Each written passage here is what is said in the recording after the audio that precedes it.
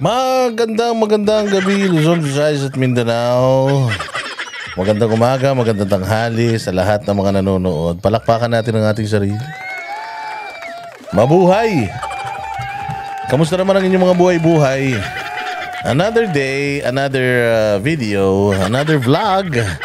At tayo na naman po ay nandito ngayon, si Boss Dada ninyo, para burautin ang lahat ng mga kawatan, kriminal, magnanakaw, mga sindikato, mga animal, demonyo, mga Judas, Barabas, Hestas sa gobyerno.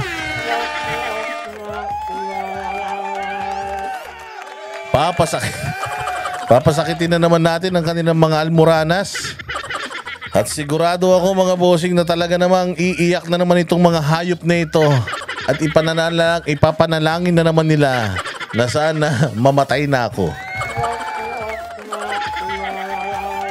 At alam nyo naman, kahit na tayo ay kanilang pilit na binubusalan, kahit na tayo ay kanilang hinaharas, tinatakot, at karamihan sa mga kasama natin na mga yung mga kasama natin na mga vloggers dyan sa Supreme Court, nako po, yung kanilang mga social media accounts, wala na. Dinilit, hindi lang tinake down, dinilit. Tangina, grabe, no? Sobra, no? Sobrang pikon nyo naman. Ang dami nyo nang binabayaran ng mga trolls. Ang dami nyo ng mga fake accounts na binabayaran. Ang dami nyo ng mga vloggers na mga tanga, na mga nirerentahan. Tanginan yan, pikon pa rin kayo. Kami nga, araw-araw kami ng mga vloggers nyo eh. Araw-araw ngayon, naaway kami ng mga vloggers nyo eh. Ngayon, hindi naman kami nagagalit. Oo, content lang. Bato-bato sa langit, ang tamaan ay sapul. Masyado naman kayong iyakin. Kayo talaga, oh. Oo, ayun na nga. So, yung mga kasamahan natin ay na-block na po yung kanilang mga accounts sa Facebook. And hopefully, yung YouTube ay hindi naman mangyari yan. Kasi ganito, mga boss. Diyan sa Amerika, in-announce na nila ni Mark Zuckerberg, yung mismo may-ari ng Facebook, natatanggalin na nila yung mga restrictions, yung mga fact-checkers na mga kupal din. Oo, tatanggalin na nila yan, mga boss. Tapos, magkakaroon na ng malayang diskurso dyan sa Facebook. Palakpakan. Ito ang problema. Dito sa Pilipinas, merong kontrata yung Verifiles. At hindi pa nag-expire yun. Magiging, kumbaga, mapuput into effect lang yun. Yung sinabi ni Mark Zuckerberg, kapag kayong kontrata ng Facebook dito sa mga fact-checkers sa Pilipinas ay nag-expire na. Kaya may kapangyarihan pa po sila ngayon. Kita mo naman. Kita nyo naman yung mga accounts ng mga accounts ng mga social media. Sila Crisetio, si Trixie Cruz Angeles, yung Luminous page, si Joey De Vivre, sila Ibig Hugalbot, sila June Abinis. Oh, wala na, pinagbabaklas na si MJ Kiambao, wala, pinagbabaklas na yung kanilang mga Facebook pages. Ganyan na ngayon ang Pilipinas. Ganyan na ngayon ang mga namumuno sa atin. Puta, gagawa ng kahayupan, gagawa ng kabobohan, gagawa ng katarantaduhan, tapos takot. Takot na masita. Putang ina nyo. Ayaw nyo palang nasisita. Wag na kayong wag kayong gumawa na masama. Okay na naman maging politiko kayo. Karapatan naman ng bawat Pilipino maging politiko. Pero putang ina ninyo. Kung masyado kayong mga bakla, masyado kayong mga takot, masyado kayong mga supot, hindi kayo dapat dyan. Maganda na lang kayong Farmville. Mag-Mobile Legend na lang kayo. O kaya magsasoy na lang kayo. Mag-alaga kayo ng aso, tapos kainin nyo. Kaya mag-alaga kayo ng ahas, tapos magpatuklaw kayo, ganun. Kaya mag-alaga kayo ng leon, tapos maipaglaro kayo ng habulan. Maipag-wrestling kayo sa oso. Ganyan, kesa yung malayang pagpapahayag masyado nyo namang kinikitil. Wag ganon. Wag ganun mga bossing, masama yun. Magagalit si Papa Jesus niya.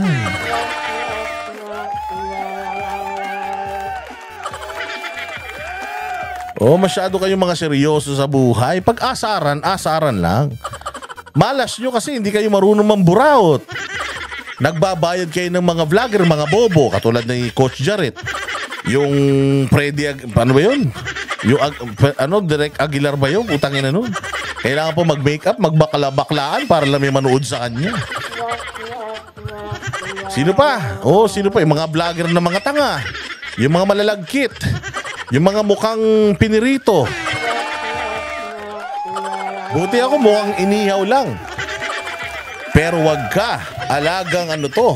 Alagang Avino to. Mga bossing. Kita nyo ba yung lotion ko? Putang ina, mas mahal pa sa buhay nyo yan. Oh, kaya yan.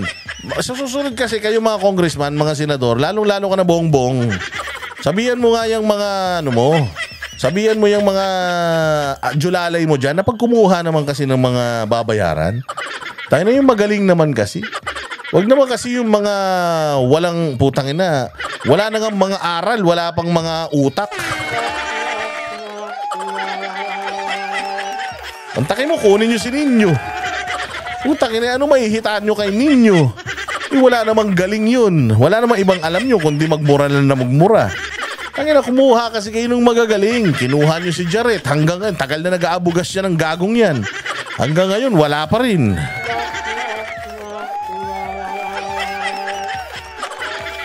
Ay, sus. Para kasi kayong mga,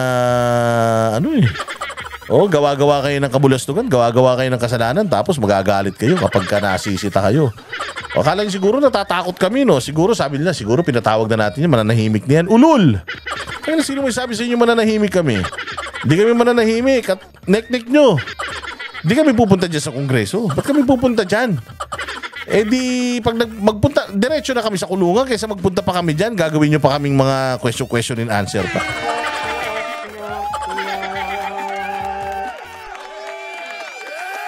Wala nga kayo na itanong na maayos. Mantakin mo, nagpapahiring kayo tungkol sa fake news. Hindi nyo alam kung ano yung fake news. Tinatanong nyo pa kay Malutikia kung ano yung fake news. Nagbabansag na kayo ng fake news. Tsaka, delikado yun ha, yung sinasabi nyo ng mga narco-vloggers. Paano kung magiging narco-vloggers? Putangin na yan, galit na galit nga ako sa mga addict, di ba? Yung war on drugs nga ni PRRD, pinagtatanggol nga namin. Ano kami magiging, sana nagalit na kami kay Duterte kung narco-vloggers kami. Bobo nyo naman. Paano rin kami magiging pogo vlogger? Magiging pogo vlogger kami kung nagpo-promote na kami ng sugal. Tangina, galit na galit nga kami kala Ivana Alawi, kanila Piolo, kanila Maine Mendoza. Dahil nagpo-promote na sugal, ayaw nga namin yung sugal. Uy, alam nyo ba, marami nang lumapit sa akin na mag-promote ng sugal. Wala, hindi ko talaga trip mga bossing yung pag-promote ng hayop na sugal na yan. Tangina, salot sa bayan yan. Parang droga din yan. O siya. O, paano ba ang pag-uusapan natin ngayon? Pag-uusapan natin itong statement nitong magaling. Putang ina to. Kasing tanga to ng tatay niya, baka mas tanga pa to. Maaga rin natosta ang utak nito. Hindi ko alam kung anong sinisinghot nito. O, ayan na nga mga bossing. Pero bago pala ang lahat, mali. Bago pala lahat, bago ko ipakita to, maraming salamat sa lahat ng mga super thanks sa ating mga videos nung mga nakaraan. Ayan po kayo. Ayan po yung mga super thanks ninyo. Ayan po yung mga super chats ninyo. Maraming salamat po sa inyo, sa inyong tulong sa ating channel, mga bossing. Sa mga gusto pang humabol, meron po dito sa video na to, dyan sa may ibabaw, sa may baba, meron dyan super chat. Ay, mali. Meron dyan super thanks. Oo. Kung gusto nyo magpasalamat, nagandahan kayo sa video na to, at gusto nyo tumulong sa channel na ito, ayan, nandiyan dyan, super thanks. Oo, super thanks po yung tawag dyan kasi pag live stream, super chat. Pag dyan, super thanks. Tapos mag-ano lang po kayo dyan, any amount will be appreciated. Pinapakita ko lang lahat ng mga nag-super thanks sa atin. Mabuhay kayo, God bless you. Kilala nyo na kung sino kayo. Nandiyan dyan yung mga pangalan ninyo. Itong ating channel ay pinagaganda natin ng pilit at pinasasaya pa natin ng bongga para kayo ay may libangan. Para hindi kayo nabuburyong sa buhay ninyo. Baka yung iba sa inyo gusto nang magpatiwakal sa hirap ng buhay. Wag kayong magpapakamatay. Wag kayong susuko sa buhay. Manood lang kayo dito. Sigurado ako ma-entertain na kayo. Mauurat pa kayo. Makabawi man lang tayo sa mga punyeta. Ayan, salamat sa inyo ha. Makabawi man lang tayo sa mga punyeta na mga taga-gobyerno. At least man lang, hindi mamamura man lang natin sila sa channel natin. Kung hindi kayo makapagmura, ako nang bahala sa pagmumura. Pakinggan natin. Pakinggan natin mga bossing etong kuda nitong isang hunghang na ito. Ito kasi ganito nangyari mga bossing. Yung tatay niya, Panginoon itong dalawan to parang si Beavis and Butthead eh. Kilala niyo si Beavis and Butthead? Yung sa MTV, yung pinapalabas tuwing alauna ng madaling araw, yung dalawang tangang magkaibigan. Pero ito dalawang tangang mag-ama to. Hindi to magkaibigan ha. Oo, putang ina ang utak ng tatay parang munggo. Ito ang utak nito. Putang ina parang tinga. Totoo. Tingnan ninyo. Kasi yung tatay niya, sabi, ayaw kong suportahan yung impeachment na yan. Nananawagan ako sa mga congressman na wag impeach kasi it will divide our country. Tapos, masyadong magiging busy pa yung Senado. Imbes na yung Senado, nagbabalangkas ng mga kaso. Yung Senado, mahahati pa yung kanilang atensyon. So ako, I suggest na wag na lang nating i-impeach si VP Sara para bla bla bla and so on and so forth. Puta yun yan. Na-corner siya ng Iglesia ni Cristo. Boom! Biglang nag-lunsad ng Iglesia ni Cristo ng rally. Ang dami, ilang milyon yung umatin. Buong Pilipinas, mga bossing. So eto, na-corner ngayon si Tanga. Na-corner yung tatay niya. Hindi naman talaga yun ang gusto niya. Gusto talaga niyan. Ayaw lang si Bongbong kasi, bading yan eh. Bading in a sense na walang backbone yan, walang lakas yan, walang bayag yan na humarap sa hamon ng buhay. Hindi niyan kaya makipagbakbakan sa mga Duterte. Walang itlog yan eh. Yung itlog daw niyan, itlog ng pugo. Wala siyang lagi yan playing safe yan, hugas kamay yan, ayaw na sisisi. Tingnan niyo sa GAA. Di ba? Ayaw na sisisi. Kaya hindi na lang sila umiimik. So ganun din dito, mga bossing. Nahuli siya sa akto, nahuli siya ng iglesia doon sa sinabi niya. Pero hindi naman talaga 'yun ang gusto niya. Kaya ngayon, eto yung anak niya inutusan niya. Obvious naman, putang ina, imposible naman, 'di ba? Napaka sinungaling mo naman kung ayaw mong suportahan yung impeachment ni VP tapos yung anak mo pa yung unang-unang pumirma. Sobrang pulpul pa nung dahilan niya. Kasi nagdahilan yung tatay. Sabi nung tatay, hindi naman ako na ganun yan. Hindi naman ako hindi ko naman mga kaalyado yung mga nag-endorso niyan. Ayun na nga. Ginamit nyo yung mga komunista. Diba? Ginamit nyo yung mga komunista to file cases against VP Sara sa Congress, impeachment. Ginamit nyo yung mga komunista eh. Akala ninyo yung mga komunista nagagamit nyo. Hindi kayo nagagamit ng komunista. Dahil lang sa pride ninyo, dahil lang mga demonyo, mga satanas at mga kupal kayo, kahit masira ang bayang Pilipinas, wala kayong pakialam. Alam nyo naman for a fact na ang pakikipagkaibigan sa mga makakaliwa is like befriending a demon. The devil, parang naipagkaibigan ka sa satanas. Kapag naipagkaibigan ka sa mga makakaliwa, tingnan mo, nangyayari na ngayon sa bayan natin Pilipinas. Yung mga makakaliwa na ang nagko-control, mantakin mo, Vice President, ipatatanggal ng makakaliwa. Ang nakakatawa rito, anong relevance na ang Vice President ipatatanggal mo? Usually, ang ini-impeach, Supreme Court Justice at saka Presidente. Yung Vice President, although impeachable yan, hindi yan usually ini-impeach. Bakit? Tangina, wala naman siyang silbi sa bayan talaga in the first place kasi nga, spare tire lang siya eh. Spare tire lang siya. So halimbawa man, na-impeach mo si VP Sara, anong pagbabago sa Pilipinas yung magagawa nun? Unless i-impeach mo yung presidente. Let's say for example, ito si Bongbong Marcos, corrupt. Si Bongbong Marcos magnanakaw. Si Bongbong Marcos mamamatay tao. Let's say for example, hindi ko sinabing totoo. Let's say for example, si Bongbong Marcos ay talagang katulad doon tatay niya na si Marcos Sr. nagmalabis sa kapangyarihan. Ayan, kapag ka pina-impeach mo presidente, sigurado ako may magandang mangyayari sa bayang Pilipinas. Bakit magkakaroon ng bagong leader? So, the whole politics sa Pilipinas magbabago. Pero ang i-impeach mo, Vice President, anong pagbabagong mangyayari sa bayang Pilipinas? Magmumura ba? Magbabago ba yung mga panukala? Hindi, kasi ang may mga panukala, ang may say sa lahat ng bagay, presidente. So kung gusto mo ng pagbabago sa Pilipinas, presidente dapat yung palitan mo. Yung vice president, kahit palitan mo, walang magaganap sa Pilipinas na kaaya-aya. Walang magbabago sa ekonomiya ng Pilipinas, walang magbabago sa lahat ng problema ng Pilipinas because again, walang control ang vice president sa mga nangyayari sa Pilipinas. Kaya nga, isang malaking question mark na ipinai-impeach mo yung Vice President, yung Supreme Court Justice, pwede mo ipa-impeach yun. Bakit? Kasi pwedeng yung Supreme Court Justice, yung Chief Justice, nai-impluensya, kurakot siya, nai-impluensyahan niya yung mga kaso. Tapos nagpapabayad siya doon sa mga nag-aapil-apil, sa mga nagsasampa-sampa ng kaso. Talagang kurakot siya. Ayun, napatanggal mo, may nakita na ba sa Supreme Court tinanggal yung mga associate justices? Di ba hindi? Supreme Court Chief Justice ang tinatanggal. Yung pinakataas kasi kung gusto mong may pagbabago doon sa isang opisina, tanggalin mo yung pinuno para magbago lahat. Mantakin mo dito, ang ipinapatanggal mo, Vice President. Bakit? Dalawa lang yan eh. Una, kaya mo pinapatanggal yung Vice President, nakipag-usap si Bongbong sa mga komunista. Bakit? Alam natin na galit kay VP Sara, mga komunista, inubos sila niyan.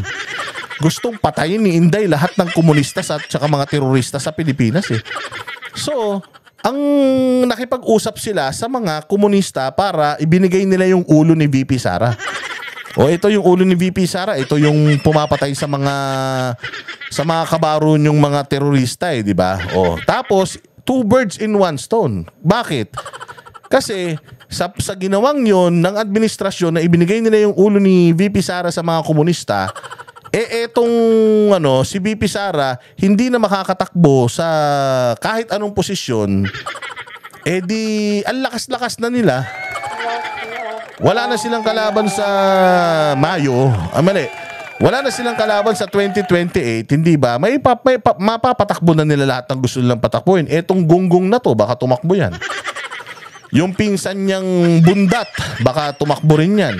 So gusto nilang akuin na yung buong politika ng Pilipinas, yung magpapalit-palit, pamilya na lang nila. Parang ginawa nila sa Ilocos, hindi na nila binitawan.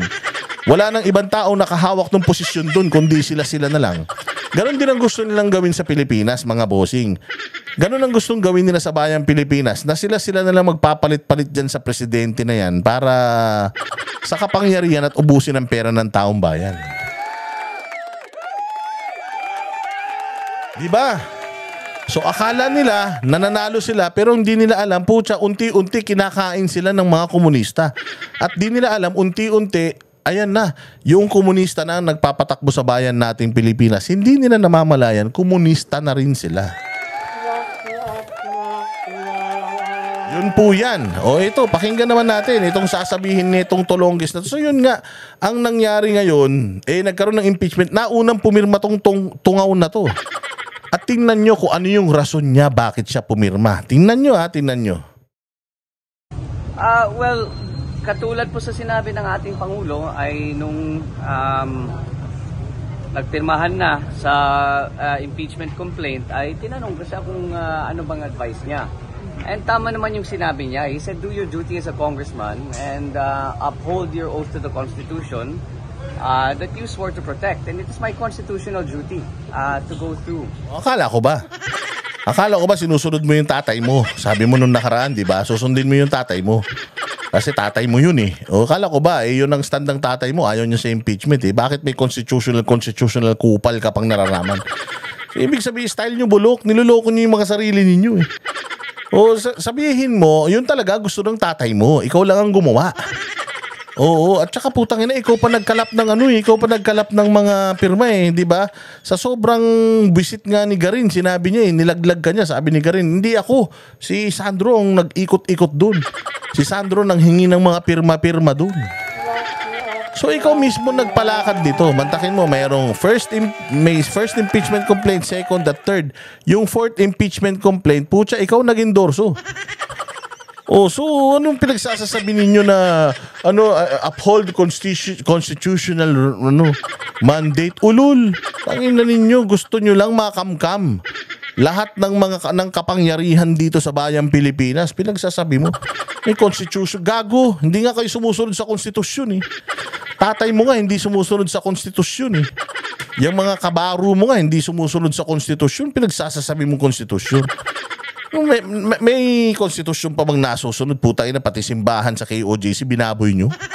Na hindi nyo iniimbestigahan. Pera ng taong bayan, putay na. Tinatanong lang kayo kung saan nyo dinala yung pera ng taong bayan eh. Hindi nyo maipakita yung mga ninyo, yung mga ano ba yan? Mga COA report, COA audits ninyo na detalyado. Pinagsasabi mong batas, pinapatawag nyo nga yung mga vlogger dyan to dahil masakit magsalita sa inyo. Pinagsasabi nitong tolongges na to. Isa pa. The impeachment process as an elected representative. Now, as to why I was the first one to sign. Ito why I was the first one to sign. Putang ina, sinabi mo na sumusunod ka sa konstitusyon. The reason why isinuportahan mo ito is because sumusunod ka sa konstitusyon. O ngayon, ano ang rason bakit ka pumirma? Alangan naman kung sasabihin ng tao na gusto nilang huhukayin yung lolo mo at itapon yung katawan sa West Philippine Sea. Sasabihin niya gusto niyang patayin ang Pangulo at ang First Lady. Tanga talaga. So, ibig sabihin na may personal ka. Sandro Marcos, so ibig sabihin pukin ng ina mo, ang sinusunod mo, hindi konstitusyon, kundi yung emosyon mo. Manloloko ka. Kung talagang konstitusyon ang sinusunod mo, tanga ka, di sana ang ginamit mo yung articles of impeachment. Yung nakalagay doon na 7, doon, yung meron siyang mga meron si VP Sara kasi di ba na mga hindi masagot, yung opisina niya. And yung mga kasamahan natin sa mga komisyon na yan ay nakahanap ng matibay na rason para talagang at napatunayan ng ating mga committee chairman sa mga committee na yan na siya ay talagang merong hindi maipaliwanag at siya ay talagang nagtraidor sa taong bayan. Yung paghukay sa lolo mo, putang ina ka, hindi yung katraidoran sa Pilipinas dahil hindi kayo may-ari ng Pilipinas, di naman hari yung lolo mo eh. Ang ina, kahit hukayin yung lolo mo, itapon sa South China Sea, putang ina yan, wala kaming pakialam. Walang epekto yan sa bayang Pilipinas, hindi kayo may-ari ng Pilipinas. So ang reason mo bakit ka pumirma para i-impeach si VP Sara is huhukayin yung lolo mo. Tanga ka ba? Ginawa ba ni VP Sara? Gagawin ba ni VP Sara? Yung sa tingin mo, putang ina, napakabobo mo naman. Masyado kayong praning. Ano ba binabatak nyo? Bakit masyado kayong mga aligaga at masyado kayong mga nagpapaniwala? Ganun ba talaga kaliit ang utak ninyo para magpaniwala kayo sa mga satire na mga ganyan, sa mga salitang puta, alam naman natin puros kabulastugan lang? Pag sinabi mo to si Sandro Marcos tumalon sa building, sa sobrang tanga nito, lulundag to talaga. Ingat kayo dito sa mama na to. So yun ang rason niya, personal. Ang rason mo is personal. So bakit ka pa bakit ka pa nag-congressman? Di sana nagdemanda ka na lang. Tapos yung isa pang sinabi niya, yun daw kanyang nanay at tatay ipapa-assassinate. Tanga! Ang linaw ng sinabi ni BP Sara doon. Walang ibang magpapapatay sa akin kung hindi yang mga yan. Kaya may kinausap na ako na if I will die, if they will kill me, may kinausap na ako para patayin din sila. Anong assassination attempt ang sinasabi mo?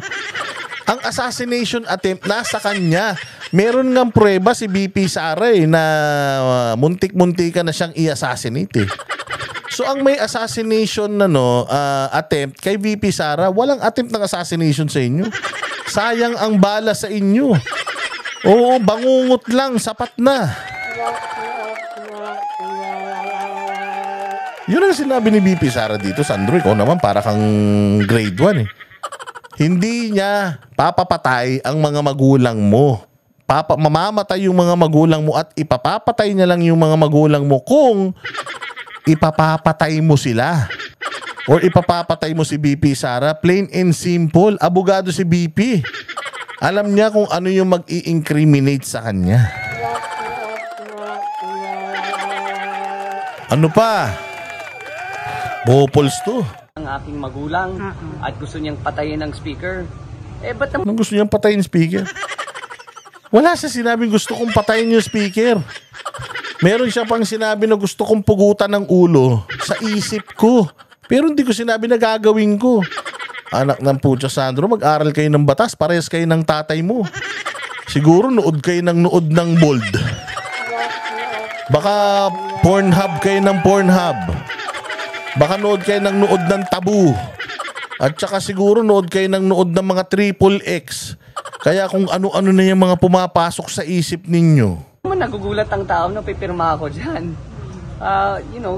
Nagulat ang tao, alam mo ko saan? Sa kakapalan ng mukha nyo. Nagulat ang tao dahil merong mga tao na walang utang na loob pero puki ng ina nyo sagad ang walang utang na loob ninyo. Sobra sagad. Tang ina nyo, nakakatingin pa kayo sa salamin? Nakakapagdasal pa kayo sa Panginoon sa ginagawa nyo na yan? Tangina, ginamit nyo ang mga Duterte. Nagbe-bless kayo sa mga Duterte. Ipinalibing ng mga Duterte yung putang inang lolo mong tarantado. Tinulungan kayo ng mga Duterte na makabalik kayo sa kapangyarihan, puki ng ina nyo. Yun yung isang napakagagaling ng mga Duterte, pero yung pinakamalaking kasalanan ginawa nila sa bayang Pilipinas. Kung mayroong malaking kasalanan ginawa sa bayang Pilipinas ang mga Duterte, yun ay magtiwala sa inyo at ibinalik kayo sa kapangyarihan, mga hayop kayo. Sa totoo lang, Sandro Marcos, sa totoo lang. Wala kayong utang na loob, putang ina ninyo, tinulungan kayo ni Pastor Apollo Kibuloy. Noong mga panahon na basura ang tingin sa inyo ng lahat ng mga media outlet, binababoy yung tatay mo, anak ng diktador, tax evader. Si Pastor Apollo Kibuloy yung tumulong sa inyo, ang laki ng ginastos sa inyo dyan sa Soler. Ang laki na, Soler ba yun? Sa Okada pala, ang laki ng ginastos sa inyo dun. Ang laki ng ginastos ni Pastor Apollo Kibuloy sa mga magulang mo. Ginamit pa yung bus ni Pastor Apollo Kibuloy. Doon pa kayo natutulog sa Tagum nun. Puki ng ina ninyo. Tapos tingnan nyo yung ginawa ninyo kay Pastor Apollo Kibuloy ngayon. Pinakulong nyo, putang ina nyo. Taong simbahan yung tao, putang ina, pinakulong nyo, dinungisan nyo pa yung pangalan. Nakipagkasundo kayo sa Amerika para sirain ang reputasyon ni Pastor Apollo Kibuloy dito dahil lang kaibigan siya ng mga Duterte. Ngayon nakakulong yung tao, may sakit, pababalikin na naman dyan sa kulungan, doon nga niya nakuha yung sakit. Putang ina nyo, ganun kayo kasama. Doon gulat na gulat yung tao. Doon talaga gulat na gulat yung tao, Sandro Marcos, sa kakapalan ng mukha nyo. Dahil kung meron taong makapalang mukha, putang ina kayo talaga yun. Pamilya kayo ng mga demonyo talaga. Matapos yung pakinabangan ng mga Duterte, matapos yung pakinabangan si Pastor Apollo Kibuloy, putang ina nyo, di na nga kayo nagbayad ng utang na loob. Tinarantado nyo pa, pinakukulong nyo pa, hinahayop nyo pa, ibinibigay nyo pa yung mga ulo nila sa komunista. Tang ina ninyo, dapat talaga kayo, makarma talaga kayo.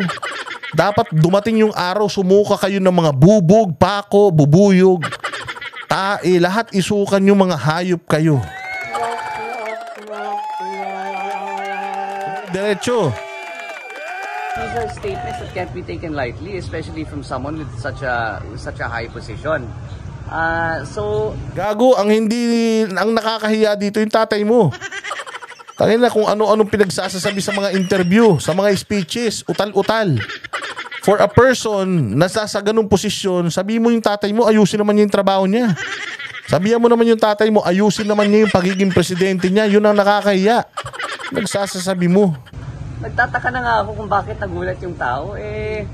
Alam nga naman kung sasabihin mo, kukukain mo lolo ko. Of course, I'll be the first one to sign. That should come as no surprise. So that's why I was the first one to sign. As to the allegations that I was the one who spearheaded the movement for the fourth complaint, katulad sa sinabi ng Pangulo, I think people give me too much credit. Sus, ulul. Ina sinungaling ang putya. Sinabi na ni Garin. Sinabi na ni Garin, ikaw. Putang ina mo, magdi-deny ka pa. Sinabi na rin ni Kimbo, may blanco doon sa Bicam. Nagsisinungaling pa yung tatay mo. Putang ina nyo, mga sinungaling kayo talaga. Mga Marcos kayo, mga mambubudol kayo. Mga hayop. Dito lang tayo makakabawi, mga kriminal eh. Hindi ba? Dito lang tayo makakabawi sa ganito eh. O hindi ba? Putang ina tayo, ganito. Salita lang salita. Sila nga, putang yumayaman eh. Kahit ngayon walang mga kasalanan, ginagawa may kasalanan ng mga hayop na to, tapos magagalit kayo sa akin, minumura kayo. Tangina nyo, ayusin nyo yung mga buhay nyo, ayusin yung mga trabaho nyo. I was given the opportunity to sign, and I did sign, but I did not spearhead any movement. Tangina sinungaling. Wala na, umamin na si Garin. Gago. Papakasinungaling nyo mag-ama, huling-huli na kayo sa akto eh. Nagdi-deny pa kayong mga animal kayo. I did not try to convince anyone to sign. I think they did that on their own volition. I did ask what their opinions were and if they were going to sign or not. But that's about as far as it, that's about as far to the extent as to my involvement in collecting the signatures. Yan, huling-huli ang kasinungalingan ng hayop na ito. Siyempre, saan ka magmamana? Siyempre, magmamana ka sa tatay mong sinungaling, tapos yung tatay mo naman nagmana dun sa tatay niyang diktador na mamamatay tao na magnanakaw. This is the sad reality, mga bossing, that we are in. Tatakbo tong congressman ulit doon sa kanyang distrito. Oo, sigurado mananalo to kasi Ilocos Norte eh. Okay, sure win to. At sigurado nandiyan pa rin yan. Baka nga next year kung baka ito na ang Speaker of the House natin. Tanga na, kapal na mukha, no? Presidente tatay, Speaker of the House yung anak. Mga walang delikadesang mga hayop.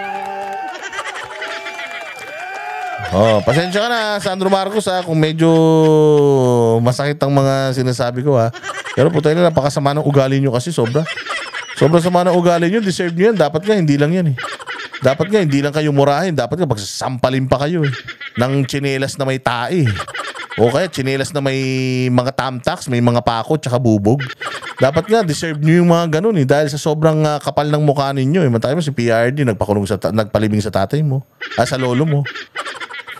Tapos si PRD, si BP Sara, binudol nyo. Tapos, putang ina, yung nanay mo, may saluka-luka din eh. Binudol nyo si VP Sara, ayaw tumakbo ng Vice President, pero ginamit nyo para maging presidente. Hindi kayo mananalo kay Leni Robredo eh. Promise, kung kayong dalawa ni Leni Robredo naglaban, putang ina, hindi kayo mananalo. Kabang-kabang nga kayo nun na lumalakas si Leni Robredo kahit nga si VP Sara pa yung presidente, yung Vice President nyo nun eh. Tapos si Pastor Apollo Kibuloy, ang daming tinulong sa inyo. Noong mga panahon na kinakawawa kayo, nandiyan dyan si Pastor Apollo Kibuloy. Pinahiram niya yung kanyang serbisyo, yung kanyang mga kagamitan, yung kanyang istasyon para sa inyo. Mabigyan kayo ng maayos na debate. Puta ngayon, anong ginawa ninyo? Hindi ba? So, dyan natin malalaman na itong mga ito talaga, meron talaga silang tendency na ibenta ka. Yung tatay nila, binenta yung Sabah Malaysia. Lolo pala nila. Tapos si Bongbong Marcos, ibinenta na daw si Pastor Apollo Kibuloy sa mga Amerikano. Oo, tapos eto namang si Bongbong Marcos din, itong kupal na to, tsaka si Romualdez, ibinenta naman si Vice President Sara Duterte at ang mga Duterte sa mga komunista. O, hanggang doon na lang talaga. Kaya again, nananawagan ako sa inyong lahat. Nananawagan ako mga bossing na sana ay itong mga ito ay mawala na sa mga posisyon at itong mga ito hindi na manalo sa mga susunod pang mga eleksyon. Sana magkaroon ng himala at itong kupal na to matalo. Magkaroon ng himala at yung tsuhin niya sumunod na kay Edsel Lagman. Oo, pati tatay nito pwede na rin sumunod dun. Mukhang pagod na eh. Oh, pero laban lang tayo, halal natin lahat ng mga kaalyado ng mga Duterte para magbalik ang sigla, magbalik ang safety, magbalik po ang otoridad na totoo dito sa bayang Pilipinas. Again, maraming salamat sa inyong panonood. Mag-subscribe po kayo sa ating Facebook page. Mag-like kayo, mag-like. Hindi nagla-like mag-like kayo, mag-share. At saka mag-subscribe na rin kayo yung mga nanonood dito nang hindi pa nakaka-subscribe. Okay? Again, maraming salamat sa inyong pagtangkilik. Mabuhay kayo. God bless us all and God bless the Philippines. I'll see you again soon.